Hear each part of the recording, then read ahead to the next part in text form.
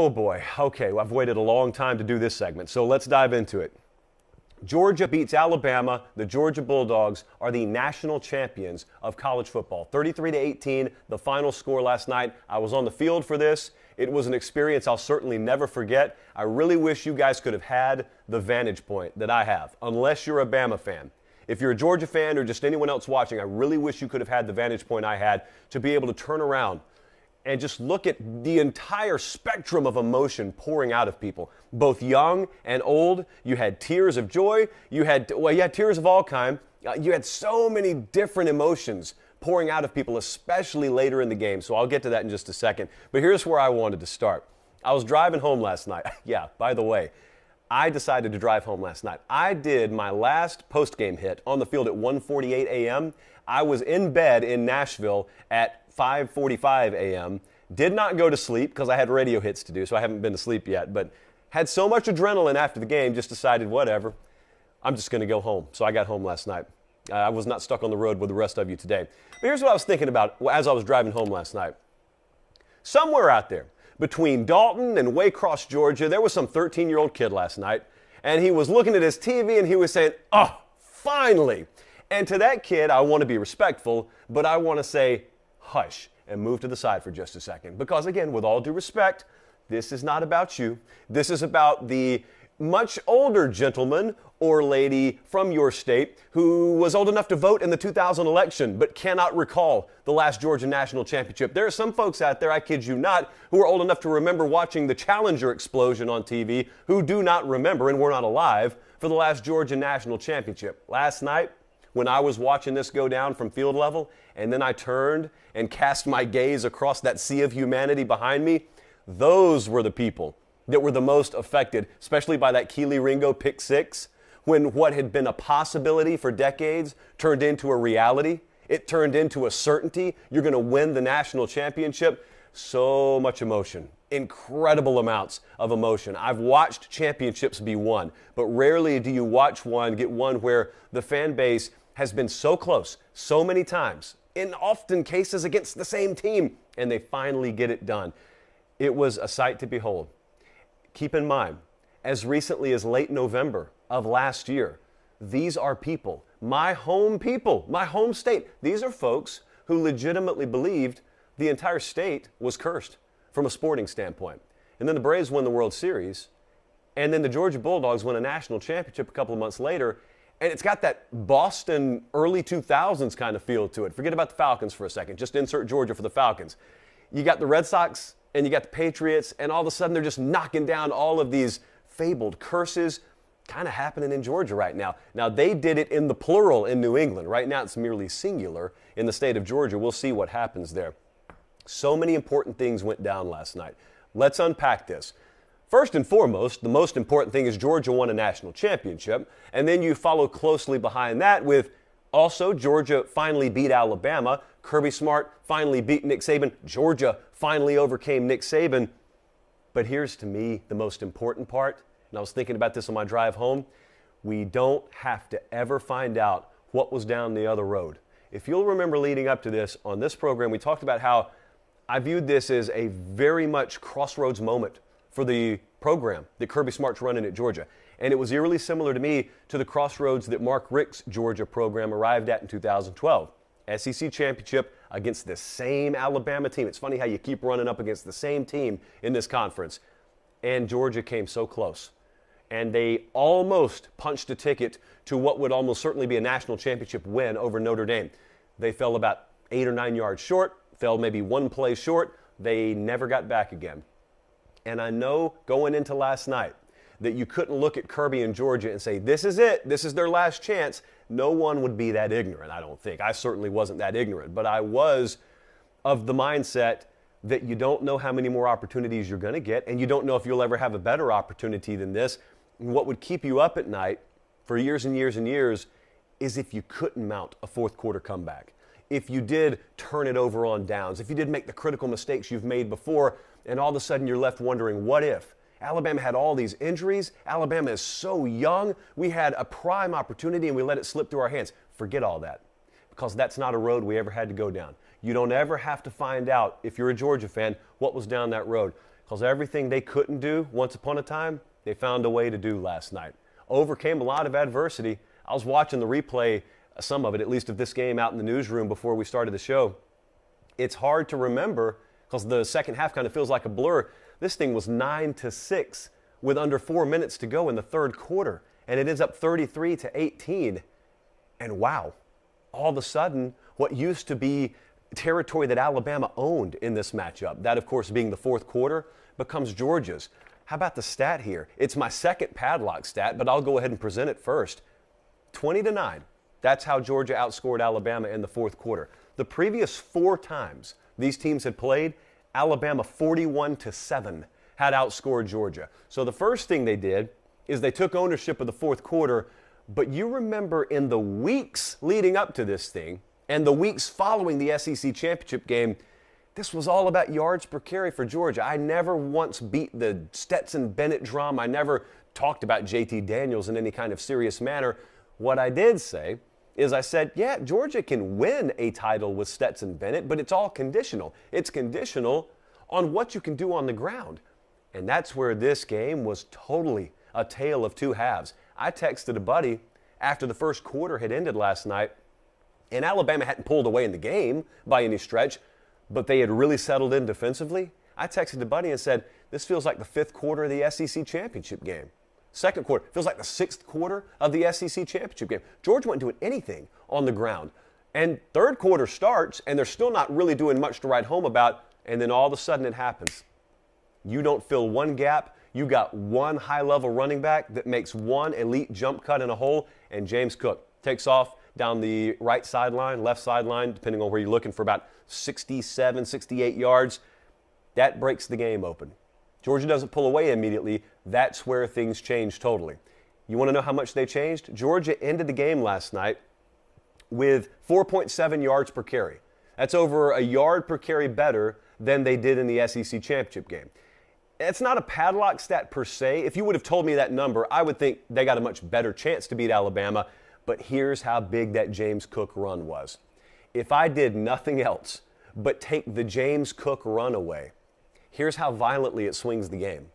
Georgia, with the big James Cook run, 4.7 yards per carry, if you take that run away, the rest of the game, they ran the ball for 2.5 yards per carry. That would be about a yard below their previous season low, and that previous season low had been against Alabama in the SEC championship game. But when you got the kind of defense Georgia has, you don't have to keep ripping off long run after long run, just like through the air. Stetson Bennett didn't have to light you up. Stetson Bennett didn't have to have some Joe Burrow, Trevor Lawrence, Bryce Young type of performance. He needed to drop it in there a couple of times. They needed to rip off a couple of runs, because that is called complementary football. And contrary to a growingly popular rumor out there, it can still win at the highest level. I think Georgia pretty much definitively proved that last night. But I'll tell you something else that's not a stat. It's not a padlock stat. I thought it was a padlock moment necessarily. Well, maybe not necessarily at the time. I thought it was very important, though. You remember in the first half, it looked like Georgia had forced a turnover and scored early in the game. And it got overturned, and Alabama ends up marching down the field, I think 14-play drive to open the game, and they kick a field goal. That right there is a 10-point swing in a game. But that's not what I want to focus on. The following drive, Georgia gets the ball. Stetson Bennett scrambles. He's not touched, but he fumbles the ball anyway, around the 30-yard line. He falls on it. Total bob play, total bounce of ball play. The ball, it was fortuitous that it stayed under him, and he fell on it, kind of like Bryce Young in the SEC championship game. Stetson's able to fall on it. They lived to, I don't even remember if they punted it. What they didn't do is they didn't turn it over and give Alabama the ball in plus territory again. If they had done that, we don't know if Alabama starts that game 10-0. Georgia goes into a shell. Georgia changes their offensive approach to the game. And then all of a sudden, we're looking at a game that gets out of whack. We've seen those kinds of games happen at points this year. You never know what would have happened. Kind of like we're talking about with the game in and of itself. We don't have to find out what happened for Georgia down the path of losing because they won. We don't have to find out what's down the path of, well, what if they were down 10-0 early in the game? Because they didn't allow it to happen. But going back to the vantage point that I was able to have on this game, there was a feeling if you're a Georgia fan, you know all too well what I'm talking about, that even when they grabbed that lead, and man, what an answer it was when they did answer, even when they grabbed the lead late in this game, Bama's only down 8. Knowing you have to quite literally cut the head off the snake, no one's comfortable. No one's comfortable. No one's braggadocious. No one's anything other than white knuckle, bite the fingernails to the nubs level nervous watching Bryce Young try and drive that offense down the field one more time. But when Keely Ringo pulled in that pick six and takes it all the way to the house, and all of a sudden, like I said, what was merely possibility for so long turns into certainty on one play, and it's such a quick turn of emotion, I just turned around. Kind of like I did in Knoxville earlier this year, but I turned around not to be pelted in the head with a bottle. This time, I turned around to just watch the faces, because I had a huge contingent of Georgia fans behind me, and to watch everybody from college-age students to 75-year-old couples there. You've got the entire spectrum of emotion pouring out. You got some folks who are so inebriated they won't even remember the moment, which I would argue devalues the ticket and devalues the experience. That's just me, though. You got other folks who are sober as a judge and will remember everything. The reactions kind of correlated with your level of inebriation. That was at least my vantage point. But to see some of the folks who you know have lived it. And a lot of times, if you're at those championship games, you're a season ticket holder. Oftentimes, you go on the road and you go to the road games. These folks have seen it all. If you just took the experiences that Georgia fans have had watching their team play Alabama and nothing else, and you watch all that emotion pour out, and you realize this thing that we thought was out of reach for so long, this belt that we climbed the ladder so many times and tried to grab, it's just out of our fingertips. We just grabbed it. We've got it. We're looking around. No one's going to take it from us. This is it. This is actually it. And you almost have to double take. But when you realize a national championship is yours, it's a really, really crazy thing. And it's crazy to watch a group simultaneously realize that. The Georgia sideline was the same way. I got to give Kirby Smart a ton of credit. I think I would have been outside my mind if I were him. First thing he did was pick Bryce Young up off the ground. I was watching some of the replay. It was right there, and Bryce Young gets picked up off the ground. Look, man, if I'm Kirby Smart, I probably would have Hulk Hogan style just ripped my shirt down the middle. That's how excited I would have been. I saw how high he got up off the ground. Don't think I didn't. I saw that. But it was really, really fun to watch that sideline. So critically important lessons here for the rest of college football. And I want so many programs to focus on this. One of the fundamental problems I have with the sport right now that I don't want to choose to focus on a lot tonight, but one of the fundamental problems I have with college football is that when things don't go your way as a program, administrators and high-level decision makers tend to want to knee-jerk, and they want to blame the system. We don't win more than 7 games, it's the system.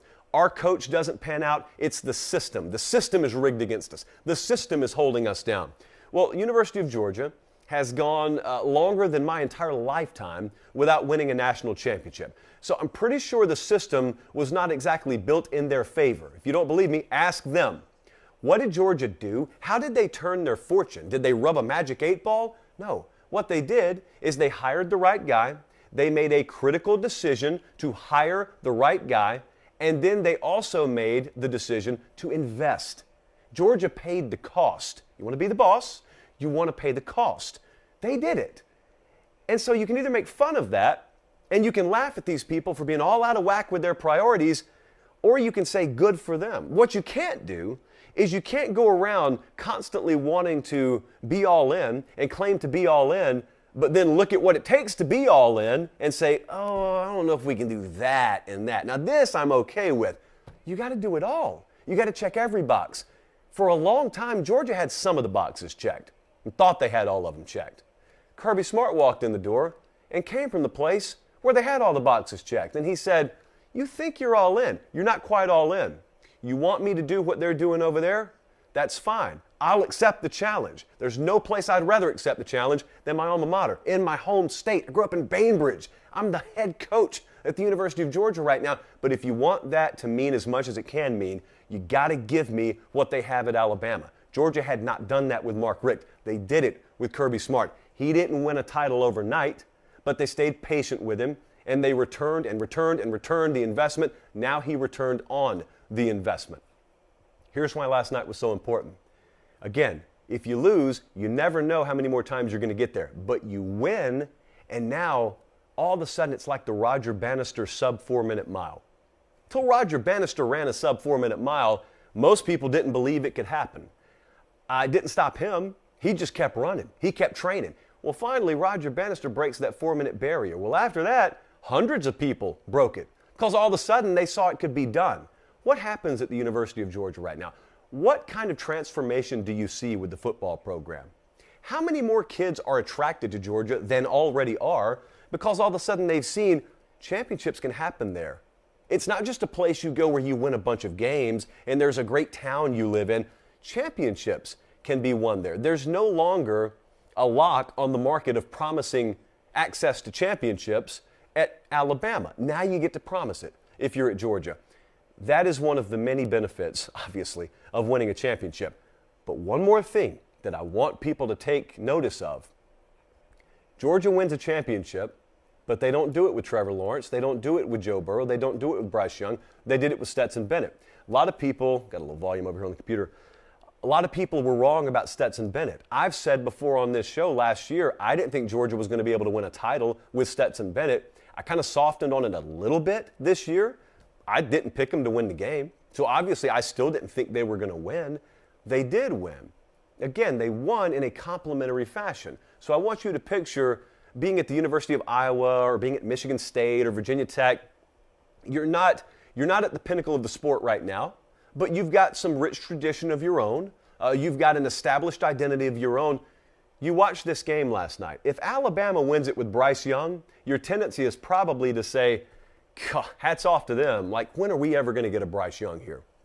Alabama didn't win last night. The team that played rock-solid defense and played good enough at quarterback but played a very complimentary style won the game. If I'm at Iowa or Virginia Tech or Miami or Michigan State or wherever and I'm watching that last night, I'm saying, we may not be able to count on a Bryce Young. I think we could get a Stetson Bennett. I think we could play high-level defense. What it showed is that, again, contrary to that rumor going around, there is still more than just one way to skin the cat and win a national championship in this sport. You were told the days of having that kind of quarterback, I'm not going to say game manager because it's meant in a pejorative manner and it's not a negative, but you were told those days were gone. You were told the days of riding a high-level defensive effort to a national championship were gone. They're not gone. They're no more gone, as it turns out, than hiring a defensive-minded head coach. There were just a few years where we had the pendulum go all the way to one side of the sport. Well, Georgia just grabbed that thing and pulled it all the way back to the other side of the sport last night. In reality, it's always somewhere in between. The Georgia Bulldogs did a lot more last night for programs around college football than just for the program in the mirror. There are a lot of folks probably reinvigorated and energized and motivated and maybe even inspired by what Kirby Smart showed you can still do. Now, you can either do one of two things. You can look at it and say, well, yeah, but that's Georgia. Look at what all they have to work with. Or you can say, well, they didn't always have it. They had to press the button down there. They had to truly become all in. What stops us from pressing that button? Michigan State just paid Mel Tucker more than you ever thought they would pay Mel Tucker. What if Michigan State pressed the button? Miami just stepped up in such a big way to hire Mario Cristobal. What if Miami pressed the button? This stuff is not just on the table for 3 or 4 programs in America. Again, contrary to what people tell you, this sport is not constructed to only benefit 3 or 4 teams. The reality is there are about 1 or 2 dozen programs out there that realistically could achieve what Georgia achieved last night, could operate at that level. They've made very poor decisions in the past, but instead of looking in the mirror and saying, it's on us, we got to do better, like they did at Georgia, they look out the window and they tell you, excuse me, fan base, look, the system out there, the man out there out the window, that's who's holding us down. That's not who's holding you down. You're holding you down. Georgia was holding Georgia down. Not anymore. Who's going to be next? I think Georgia inspired a lot of people last night. Congratulations. Obviously, plenty more to talk about with the University of Georgia.